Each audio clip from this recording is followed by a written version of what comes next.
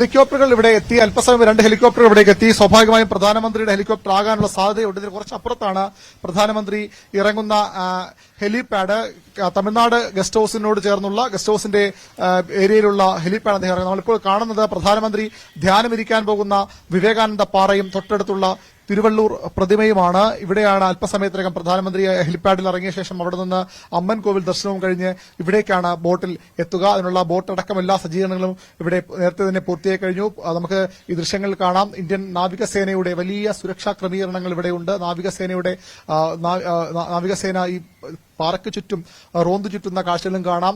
വലിയ യുദ്ധക്കപ്പലുകളടക്കം സുരക്ഷയുടെ ഭാഗമായി ഇതിന്റെ ഈ പാറയുടെ വലതുവശത്ത് തിരുവള്ളൂർ പ്രതിമയുടെ പിറകിലായി ഇന്ത്യൻ സുരക്ഷാ സേനയുടെ വലിയ പടക്കപ്പലുകൾ അടക്കം നങ്കൂരമിട്ടിരിക്കുന്നു. പ്രധാനമന്ത്രിയുടെ സുരക്ഷയ്ക്ക് വേണ്ടിയുള്ള സംവിധാനങ്ങളാണ്. അത്യന്തം തന്ത്രപരമായ മേഖലയാണിത്. നമുക്കറിയാം, ശ്രീലങ്കയോട് അതിർത്തി പങ്കിടുന്ന പ്രദേശം വളരെ കുറച്ചു ദൂരം മാത്രമേ സമുദ്രാതിർത്തി ശ്രീലങ്കയുമായി ഇവിടെ അകലമുള്ളൂ. അതുകൊണ്ട് തന്നെ വളരെയധികം തന്ത്രപ്രധാനമായ ഒരു മേഖല കൂടിയാണിത്. രാജ്യത്തിന്റെ സുരക്ഷ സംബന്ധിച്ച് അവിടേക്കാണ് രാജ്യത്തിന്റെ പ്രധാനമന്ത്രി എത്തുന്നത്. അവിടെയാണ് രാജ്യത്തിന്റെ പ്രധാനമന്ത്രി ഇന്നും നാളെ മുഴുവൻ ദിവസവും മറ്റന്നാൾ വൈകുന്നേരം വരെ ധ്യാനമിരിക്കാൻ പോകുന്നത്. ചരിത്രപ്രസിദ്ധമായ വിവേകാനന്ദ പാറയാണ് നമ്മൾ ഇപ്പോൾ കണ്ടുകൊണ്ടിരിക്കുന്നത്. അവിടേക്കാണ് പ്രധാനമന്ത്രി നരേന്ദ്രമോദി അവസാനഘട്ട തെരഞ്ഞെടുപ്പിന്റെ തലേ ദിവസം എത്തുന്നത്. 1-ാം തീയതി അവസാനഘട്ട തെരഞ്ഞെടുപ്പിലേക്ക് പോകുമ്പോൾ അദ്ദേഹം മത്സരിക്കുന്ന വാരണാസി ഉൾപ്പെടെ മണ്ഡലങ്ങൾ വോട്ടെടുപ്പിലേക്ക് പോകുമ്പോൾ പ്രധാനമന്ത്രി ധ്യാനമിരിക്കാനെത്തുന്ന വിവേകാനന്ദ പാറയാണ് നമ്മൾ ഇപ്പോൾ കണ്ടുകൊണ്ടിരിക്കുന്നത്. അല്പസമയത്തിനകം അദ്ദേഹം ഇവിടേക്ക് എത്തുമെന്നാണ് പ്രതീക്ഷിക്കപ്പെടുന്നത്. വലിയ സുരക്ഷാ ക്രമീകരണങ്ങളാണ് എങ്ങും ഏർപ്പെടുത്തിയിട്ടുള്ളത്. ഇതിന് ചുറ്റുമുള്ള കെട്ടിടങ്ങളുടെ മുകളിൽ പോലും പോലീസ് ഉദ്യോഗസ്ഥരുടെ വലിയ ഒരു സേനാ വിന്യാസമുണ്ട്. തമിഴ്നാട് പോലീസും അതുപോലെ തന്നെ കേന്ദ്ര ഏജൻസികളും SPG അടക്കമുള്ള എല്ലാ കേന്ദ്ര സുരക്ഷാ സംവിധാനങ്ങളും ഇവിടെ പ്രധാനമന്ത്രിയുടെ സുരക്ഷ ഒരുക്കാൻ കടലിലും കരയിലും വലിയ സുരക്ഷാ ക്രമീകരണങ്ങൾ, ആകാശത്തും വലിയ ക്രമീകരണങ്ങൾ, അതായത് ഹെലികോപ്റ്റർ അടക്കം നിരീക്ഷിക്കാനായി എത്തുന്നുണ്ട്. ഈ കപ്പലുകൾ ഇവിടേക്ക് ഈ ബോട്ടുകളിൽ ഉദ്യോഗസ്ഥർ ഈ ചുറ്റും പട്രോളിംഗ് നടത്തുന്ന ദൃശ്യങ്ങളും നമുക്ക് കാണാനാകുമെന്ന് കരുതുന്നു. അത്യന്തം സുരക്ഷാ സംവിധാനങ്ങൾക്കിടയിലേക്കാണ് രാജ്യത്തിന്റെ പ്രധാനമന്ത്രി നരേന്ദ്രമോദി. തീർച്ചയായും അത്യന്തം സുരക്ഷാ സംവിധാനങ്ങൾക്കിടയിലേക്ക് പറന്നിറങ്ങുന്ന പ്രധാനമന്ത്രി, രാജ്യത്തിന്റെ പ്രധാനമന്ത്രിയാണ് ആ ഹെലികോപ്റ്ററിൽ എന്നാണ് മനസ്സിലാക്കുന്നത്. അദ്ദേഹം കന്യാകുമാരിയിലേക്ക് എത്തുകയാണ്. കന്യാകുമാരിയിലെ വിവേകാനന്ദ പാറയിൽ 3 ദിവസം ധ്യാനത്തിനായാണ് പ്രധാനമന്ത്രി എത്തുന്നത്. അദ്ദേഹത്തിന്റെ ഹെലികോപ്റ്ററാണ് കാണുന്നതെന്നാണ് മനസ്സിലാക്കുന്നത്. പ്രധാനമന്ത്രി വിവേകാനന്ദ പാറയിലേക്ക് എത്തുകയാണ്. വലിയ തന്ത്രപ്രധാനമായ സുരക്ഷയ്ക്ക് നടുവിലൂടെയാണ് പ്രധാനമന്ത്രി എത്തുന്നത്.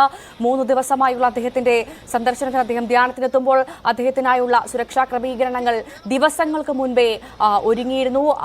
പ്രത്യേകിച്ചും കന്യാകുമാരി, തമിഴ്നാട് എല്ലാം അതീവ സുരക്ഷയിലാണ് ഇപ്പോൾ ഉള്ളത്.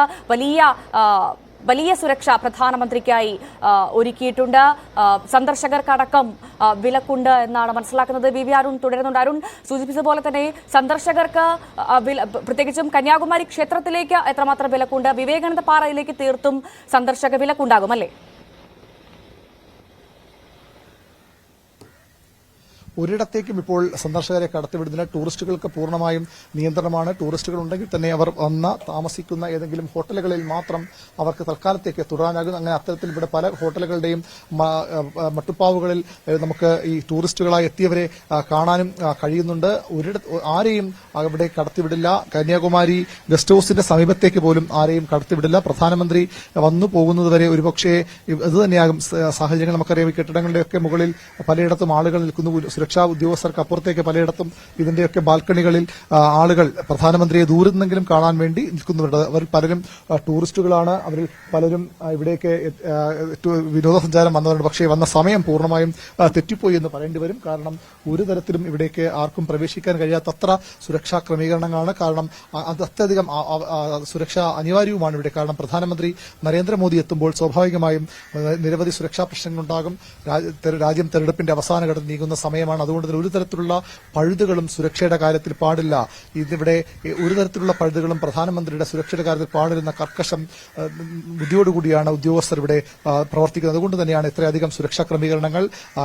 വിവേകാനന്ദ പാറയിലേക്ക് ഈ പ്രധാനമന്ത്രി പോകുന്നവരെ ആരെയും കടത്തിവിടില്ല. ഒരുപക്ഷെ കന്യാകുമാരി ക്ഷേത്രത്തിലേക്കും ബീച്ചിലേക്കുമൊക്കെ നാളെയൊക്കെ വലിയ നിയന്ത്രണങ്ങളോടുകൂടി ആളുകളെ കടത്തിവിടാൻ സാധ്യതയുണ്ട്. നമുക്കറിയാം വിജനമാണ് ഈ ഭാഗമെല്ലാം. നമുക്ക് വിവേകാനന്ദ പാറ മാത്രമല്ല അവിടേക്കുള്ള വഴികൾ, കച്ചവട സ്ഥാപനങ്ങളൊക്കെ നമുക്ക് ഇവിടെ ആ ദൃശ്യങ്ങളിലേക്ക് നമുക്ക് പോകാൻ കച്ചവട സ്ഥാപനങ്ങളൊക്കെ പൂർണ്ണമായും വ്യക്തമാണ്. എന്തായാലും പ്രധാനമന്ത്രി നരേന്ദ്രമോദി വിവേകാനന്ദ പാറയിലേക്ക് എത്തുകയാണ്. അദ്ദേഹത്തിന്റെ ഹെലികോപ്റ്റർ അവിടെ എത്തിയെന്നാണ്, കന്യാകുമാരിയിൽ എത്തിയെന്നാണ് മനസ്സിലാക്കുന്നത്. പ്രധാനമന്ത്രി നരേന്ദ്രമോദി കന്യാകുമാരിയിൽ എത്തിയിരിക്കുകയാണ്. വിവി അരുണാണ് വിവരങ്ങൾ പങ്കുവച്ചത്.